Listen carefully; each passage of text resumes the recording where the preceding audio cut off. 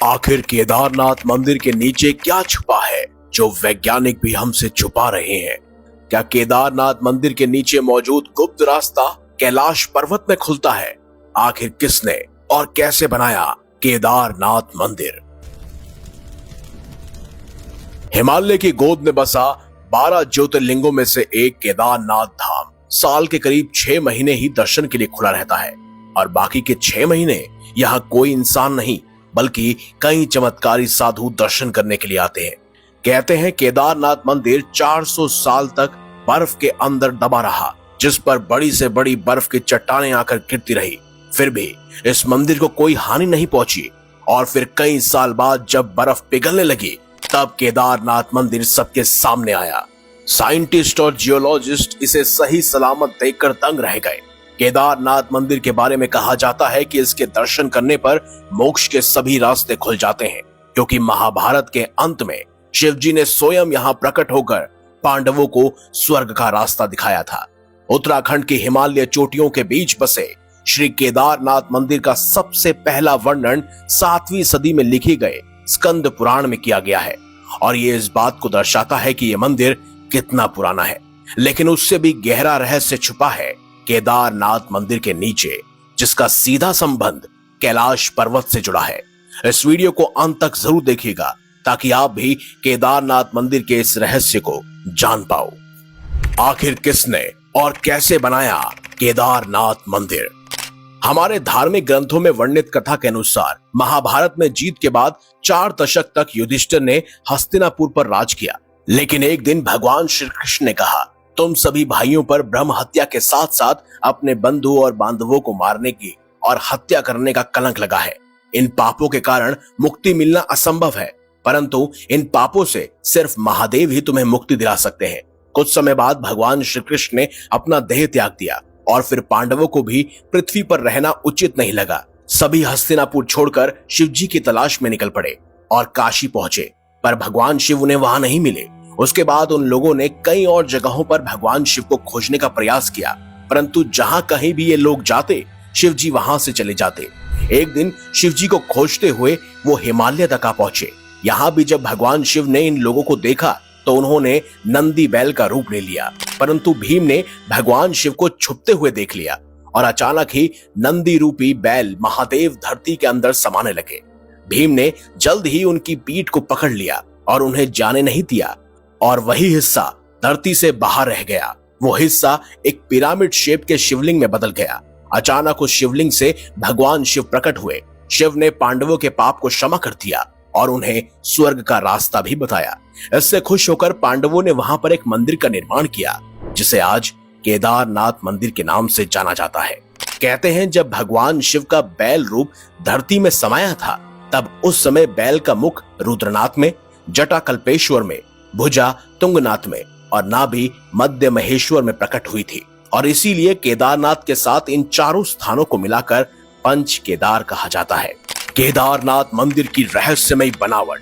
वैसे केदारनाथ मंदिर के ओरिजिन से और भी कई सारी कहानियां जुड़ी हैं। कहा जाता है कि जो मंदिर आज हम देखते हैं वो 8वीं सदी में आदि गुरु शंकराचार्य ने बनाया था, पर आर्कियोलॉजिकल सर्वे ऑफ इंडिया ने जब इस मंदिर के पत्थरों की जांच की तो पता चला कि इसका टाइमलाइन महाभारत के पीरियड से मैच करता है। केदारनाथ मंदिर को एक डिजास्टर प्रूफ जगह माना जाता है। 13वीं सदी से 17वीं सदी के बीच में एक ऐसा समय आया था जब ऊंचाई पर बसे कई माउंटेन रेंजर्स और उनके सराउंडिंग एरियाज पूरी तरह से बर्फ से ढक गए थे और फिर बर्फ के बड़े बड़े पत्थर और चट्टानें यहाँ गिरती रहती थी और इस वजह से इन एरियाज में काफी नुकसान भी होता था। इस पीरियड टाइमलाइन को मिनी आइस एज भी कहा जाता है। कहते हैं लगभग 400 साल तक चले इस मिनी आइस एज ने कई हजार साल पुराने केदारनाथ मंदिर को गिराने की कोशिश की, लेकिन वो मजबूती से खड़ा रहा। वादिया इंस्टीट्यूट ऑफ हिमालयन जियोलॉजी के रिटायर्ड प्रोफेसर रविंद्र कुमार चौजीन ने केदारनाथ मंदिर की दीवारों को स्टडी किया और उन्हें दीवारों पर कुछ येलो लाइन दिखाई दी, जो इशारा करती है कि बर्फ की कई सारी चट्टानें आकर इस मंदिर पर टकराई थी, पर वो इस मंदिर का कुछ नहीं बिगाड़ पाई। इस स्टडी से यह भी साबित होता है कि केदारनाथ मंदिर 400 सालों तक बर्फ के नीचे दबा हुआ था। वहीं कहते हैं कि 2013 में केदार घाटी में आई प्रलय के समय एक विशाल पत्थर ने केदारनाथ मंदिर की रक्षा की थी, जिसे आज हम भीमशिला के नाम से जानते हैं, और इसीलिए इस मंदिर को लोग आज भी डिजास्टर प्रूफ मानते हैं। वैसे इस मंदिर की बनावट सबसे अलग है। ये मंदिर समुद्र तल से 3584 मीटर ऊपर बसा है, जो एक 6 फीट के ऊंचे पत्थर के प्लेटफॉर्म पर बना है। आर्कियोलॉजिकल सर्वे ऑफ इंडिया ने जब इस मंदिर को स्टडी किया, तब एक रहस्य सामने आया कि केदारनाथ मंदिर एक डिजास्टर प्रोन एरिया को ध्यान में रखकर बनाया गया है। इस मंदिर के पत्थरों को आपस में जोड़ने के लिए इंटरलॉकिंग टेक्निक का इस्तेमाल किया गया है। इस टेक्निक में पत्थरों को आपस में फंसाकर एक मजबूत जोड़ बना दिया जाता है, ताकि बड़े से बड़ा एक्सटर्नल फोर्स भी इसे अलग ना कर सके। इसमें किसी भी बालू, रेत या सीमेंट का इस्तेमाल नहीं किया गया है। लेकिन सबसे कमाल की बात तो ये है दोस्तों कि सोर्सेस के अनुसार इंटरलॉकिंग टेक्निक को हेनरी फिशर पेज ने सन 1900 में डिस्कवर किया था, पर हमारे पूर्वजों ने कई सदियों पहले बनाए इस मंदिर के कंस्ट्रक्शन में इस टेक्निक का इस्तेमाल किया था। तो क्या उनके पास पहले से ही इसका ज्ञान, इसकी नॉलेज मौजूद थी? आखिर केदारनाथ मंदिर के नीचे क्या छुपा है? पहले आप इस वीडियो को देखिए। पता है ना केदारनाथ के बेसमेंट के बारे में?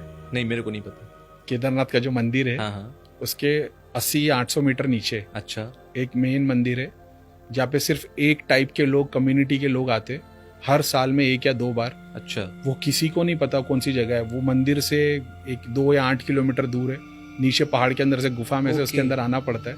और ऐसा बोला जाता है कि वहाँ पे जो लोग साधना करने आते, वो इस दुनिया के है ही नहीं, वो एलियन बीइंग्स है।